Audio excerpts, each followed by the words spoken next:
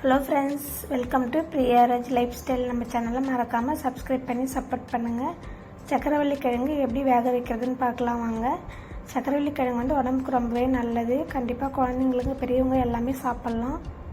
வாரத்தில் 2 முறை கண்டிப்பாக இதை நம்ம உணவில் சேர்த்துக்கணும். இதை நல்லா வாஷ் பண்ணிவிட்டு இந்த மாதிரி 2 சைடும் இருக்க இந்த பிளாக்காக இருக்கிறதெல்லாம் கட் பண்ணி எடுத்துக்கலாம். கட் பண்ணி எடுத்துகிட்டு இந்த மாதிரி குட்டி குட்டி பீஸாக கட் பண்ணிக்கலாம். பெருசாக இருக்கிறது அப்போ தான் நமக்கு சீக்கிரமாக வேகும். அதனால தான்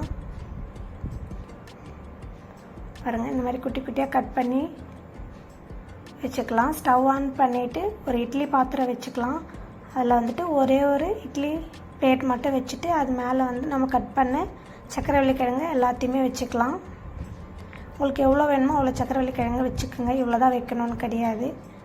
வச்சுட்டு மூடி போட்டு கரெக்டாக ஒரு 10லேருந்து 15 நிமிஷம் வேகட்டும். 10 நிமிஷம் வந்தாலே போதும். இப்போ ஓப்பன் பண்ணி பார்க்கலாம். பிறகு சூப்பராக வந்துருச்சு. நீங்களும் இந்த மெத்தடில் சக்கரவள்ளி கிழங்க வேக வச்சு சாப்பிடுங்க. ரொம்பவே சூப்பராக இருக்கும். பசங்களும் ரொம்ப விரும்பி சாப்பிடுவாங்க. கண்டிப்பாக ட்ரை பண்ணி பாருங்கள். டைரெக்டாக தண்ணியில் போட்டு வேக வைக்கிறத விட இந்த மாதிரி ஆவியில் வச்சு வேக வச்சு சாப்பிட்டா இன்னுமே இதோடைய டேஸ்ட்டு அப்படியே மாறாமே இருக்கும். நீங்களும் ட்ரை பண்ணி பார்த்துட்டு கமெண்ட்டில் எப்படி இருந்துச்சுன்னு சொல்லுங்கள். Thank you friends. நெக்ஸ்ட் வீடியோவில் பார்க்கலாம். Bye bye.